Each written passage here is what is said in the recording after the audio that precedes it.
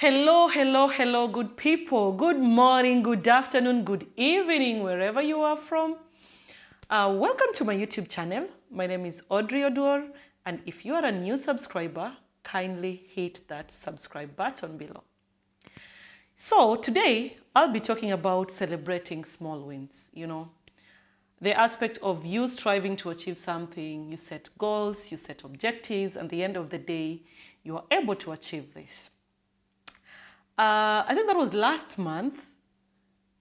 I got a very amazing, I would say an amazing message from my dad. This is one thing that I never expected that it would come from him as a person. But interestingly, the message that he sent me is actually what made me talk about what I'm going to do today. So today I'll be talking about celebrating small wins, and probably I'll just give you a background information about me as a person.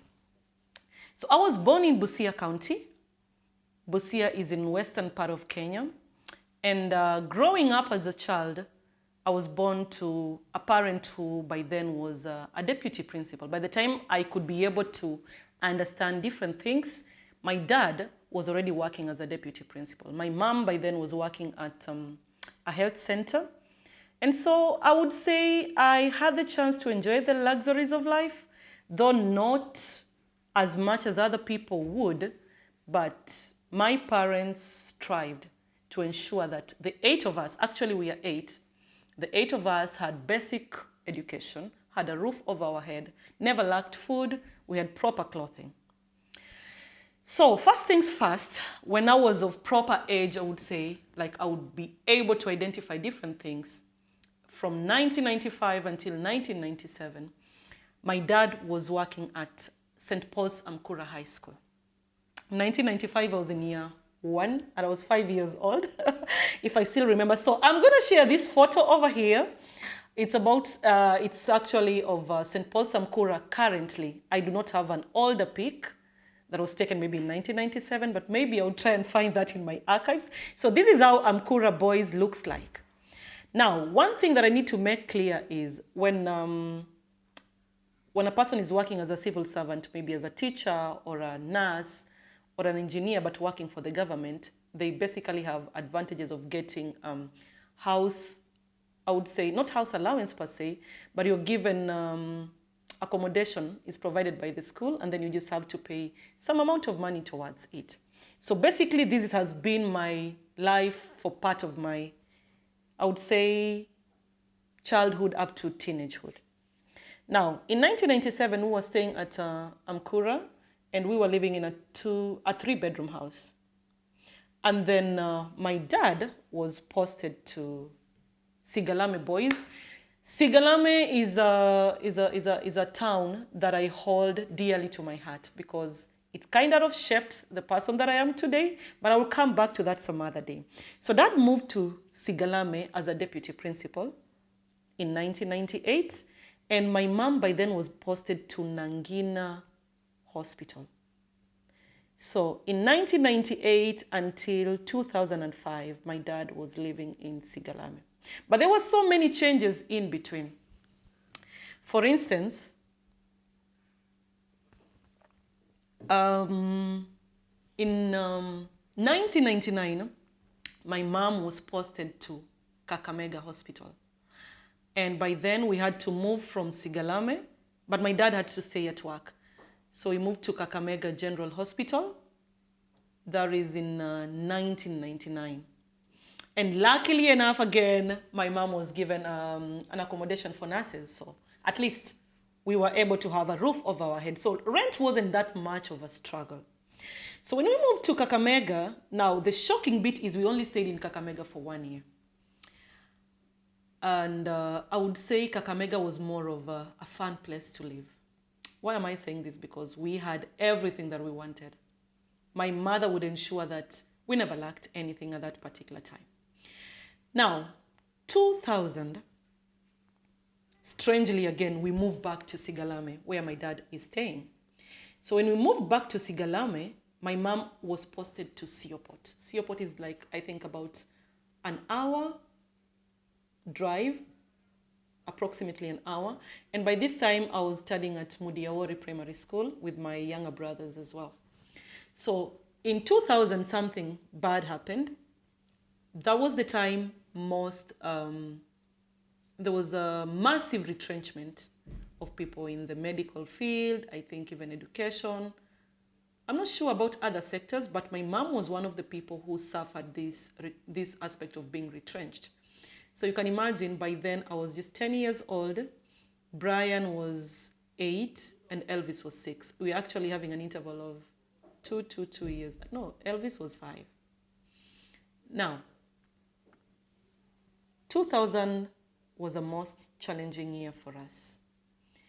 Why am I saying this? Because, you know, as a family, when one source of income dies, you know, you all become dependent on one particular source of income.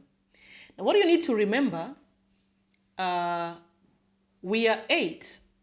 I have 5 elder brothers and sisters, yeah? And by then they were also in school. We are also in school, and now mom is not working. So you can imagine, you know, the certain twist of events. So what happened in 2001, my mom decides now to move to Busia town and start business, because now she can't be able to, you know, find another job. Being retrenched and being on a pay slip, and now moving to find a business with 3 kids on top, it's not an easy task. So what we did is we left our dad in Sigalame and we moved to Busia town. So Busia town has been, I identify with Busia town because as a young child, as a teenager, as an adult, it has been part of me. Interestingly, I got to repeat grade 6 because in Mudiawori 2000 I was in grade 6. So I had to repeat grade 6 or year 6 or class 6, as you want to call it. So I moved to St. Teresa's Girls, that is 2001. And that's the first time we are moving into a rental apartment. That is the first time my parents now have to pay rent separately. Why am I talking about rent? Because this is one task that most people across the world, you know, strive to pay. You know, like once you've paid rent, you feel like everything can be handled. That's the first time we went into Busia, and moving into Busia town and paying rent. I mean, this is what I can be able to say. So, since 2000 until 2015, my parents were living in Busia town, although dad was working in Sigalame, and then he moved to Nasira Mixed, and then by the time he was retiring as a principal at Budokomi Secondary. But you see, these are all schools within Busia, so we were all living in Busia town. Okay, so I was talking about my dad and my parents having stayed in Busia from 2001 until 2015, and I'm talking about Busia town. Now, let me just give you a brief information I think that I might have skipped prior. The photo you can see on my screen right now is where my dad lived as a bachelor. So this one is called Isimba. And an Isimba is a house that a young man constructs when he's about 17 or 18 years of age. And this is before he gets married. Now, this is an African tradition that most Africans identify with, or I would say most Kenyans identify with. So this January, when I went back to Kenya in January, I actually got this photo, and I was making fun of my dad. I was like, Daddy, is this where you invited mom for your first date? And he was just laughing, and he's like, no. I actually met your mom in town, like not within the village. So this particular house that you're seeing over here is where my dad first lived as a bachelor, before he even got married, before he even started working. And the second photo on my screen is now our ancestral home in Buhalarire, or should I pronounce it like Aluya? Marachis, I'm not Marachi though, but Marachis say Buhalarire. Yeah, my nyanya is Marachi, or my grandma is Marachi, so she says, Bohalarire. I think I pronounce it to the level best. So this house over here is where now I would say our ancestral home, and this is where I would call home always. However, we were not staying in this particular place because my mom and dad used to work in different towns. So in 2015, this is where now my parents moved back to the village. By then, mom's business was not working, was not progressing properly in the aspect that she had to pay school fees. And 1, 2, 3 things had to be done. So 2015, they moved back to Buhalarire. Now, 2016, I'm at Aga Khan Academy. And the life in the village is not the same as life back in town, although I would say that we had everything that we needed. There's the aspect of electricity and security as well, the serenity. You can't compare the village life to urban life. But I still felt like I just wanted to do something, something that would make them feel, something good from their daughter.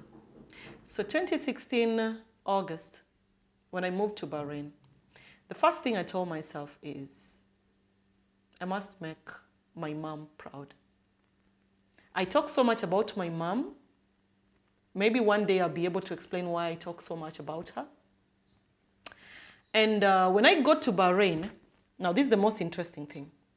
When I got to Bahrain, I joined a merry-go-round of 5 teachers. 5 teachers, we were each contributing 200 BD. Now 200 BD is approximately, let's say 58,000 Kenya shillings. And that's, with the current exchange rate, about 580 USD monthly. And we were 5 members. So how does a merry-go-round work? The 5 members each contribute a similar amount of money, and then it's given to one person. And it rotates around, merry-go-round. It goes around, let me use that term, merry-go-round. It goes around the 5 members until each person receives their 1,000 BD. So I did this twice. And by the time I was going home in June 2017, I had about 2,000 BD saved for this. So when I got home, the first thing I told Mama is, can we try and identify a piece of land? I know by that time land was super, super costly, but the first down payment I made was with that 2,000 BD. I still remember that. I keep on telling people, the minute you have a desire, the minute you have a passion to do something, no matter how little you have, put your mind into it and you'll be good to go. So this is how my journey started. 2017 June, I joined this merry-go-round of 5 people. Actually, they were all Kenyans. And I would want to say thank you to Miss Salma, yeah? She was always on tours, always. Audrey, it's the end of the month, you need to do this. Always on tours. So Salma, this one goes to you for being a great mentor. Now, 2017, I went and paid my down payment by July.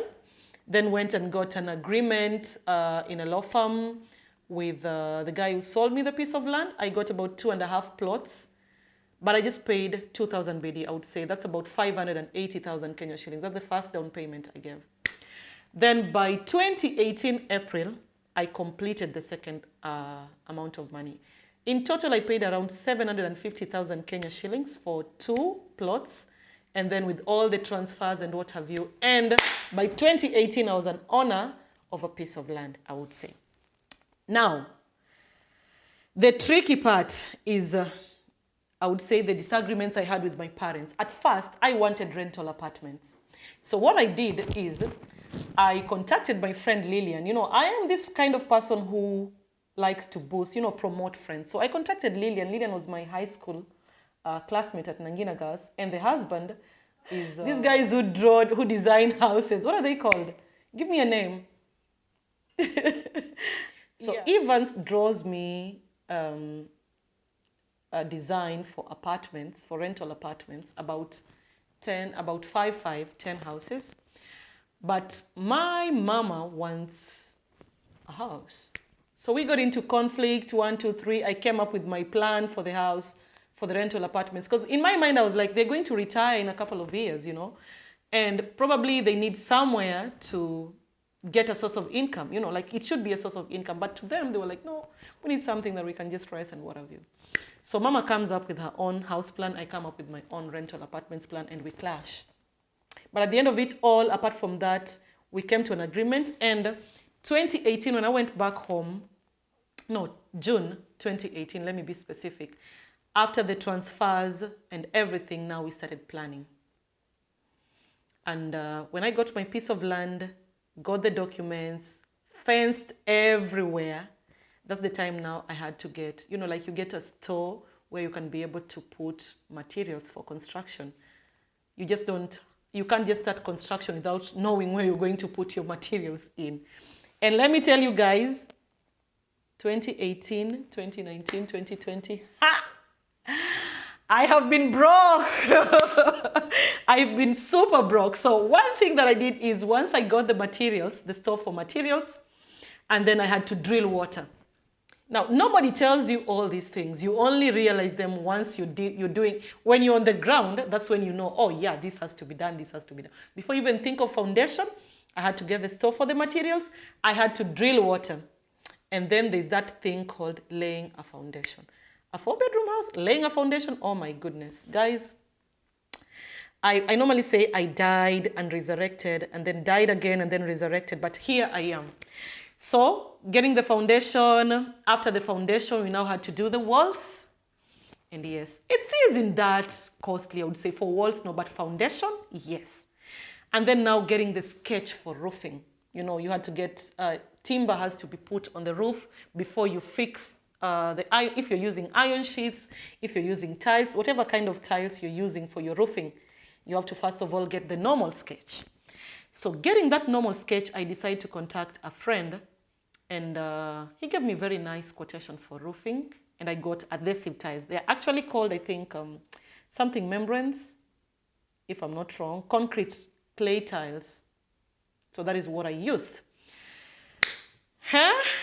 Apparently these tiles, if it rains, you can't be able to hear the sound of rainfall. So it's kind of soundproof. Yeah. But guys, that costed me a leg and an arm. I can't lie about that. Then immediately after pouring the roof, plumbing comes in. You've just exhausted your account on roofing, and then plumbing is there waiting for you.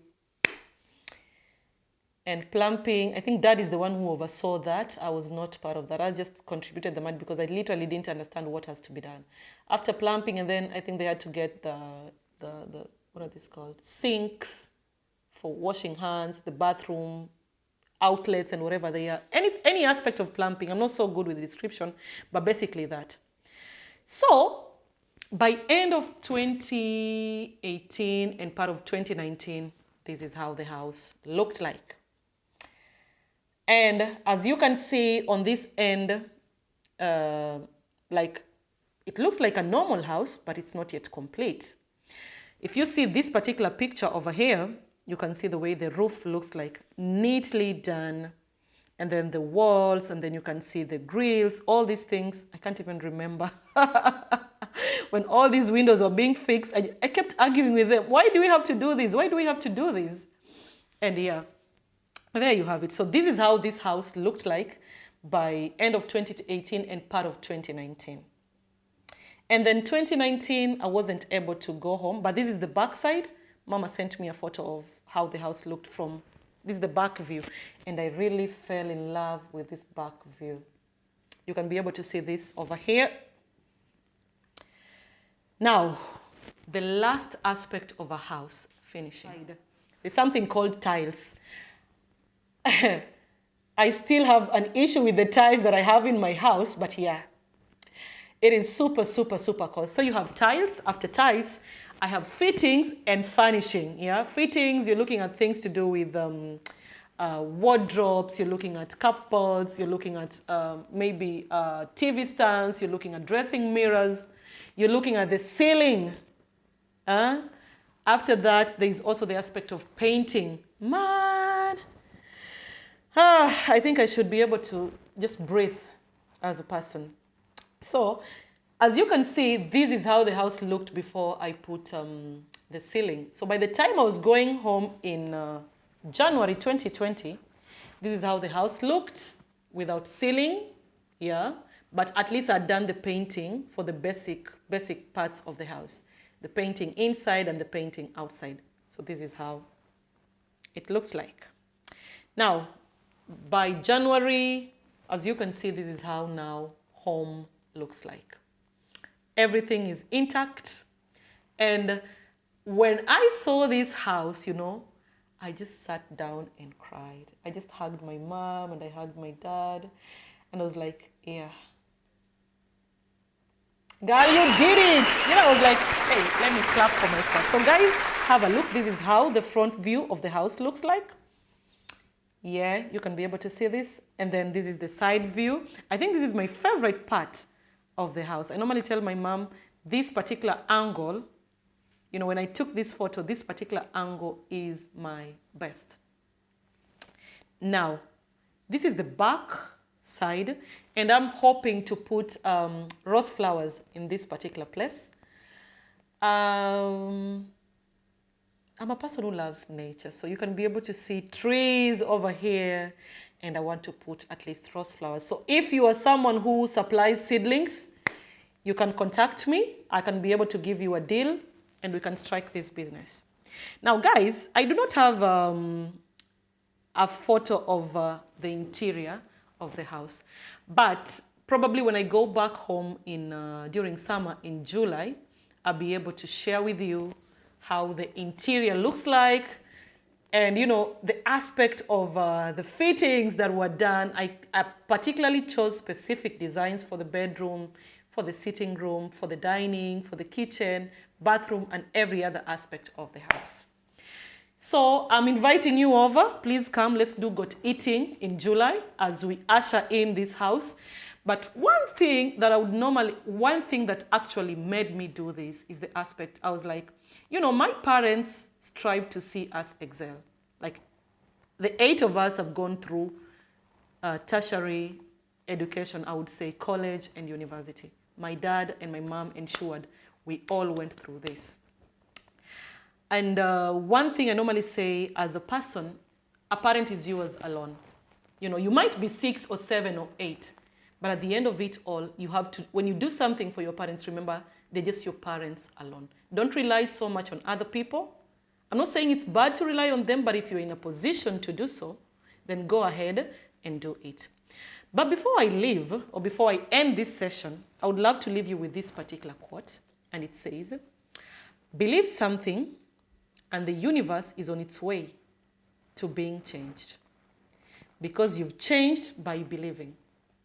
Once you've changed, other things start to follow. Isn't that the way it works? Diane Duane. Now, Audrey is a believer of setting goals, setting objectives, and working towards achieving those objectives. It might take long, yeah, but if I was able to do it, I'm certain you can be able to do it. This comes as one of the benefits of working abroad, you know, because you kind of have to plan for what you have, the specific amount that you're getting. You know that this is going to this particular amount, this a particular amount of money is going to this project, and this other amount is going to this other project. So at least you know by the end of the month, I've done something. Normally, planning for me works.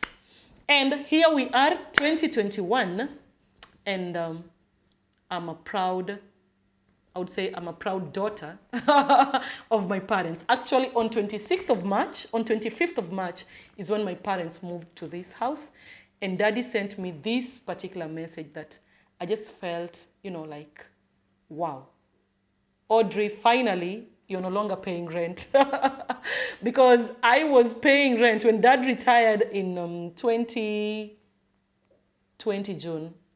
Yeah, 2020 May, actually June. All that time, I had to pay rent all throughout. And then I was like, yeah, I'm taking that break. It is more or less an appreciation to them. I'm like, you know what, Mama and Papa, you've done enough. And this is my gift to you. So guys, if I did it and you feel encouraged, please, please, please, please, please, set your mind to do it and you'll be able to do it. Thank you so much for your time. Bye-bye.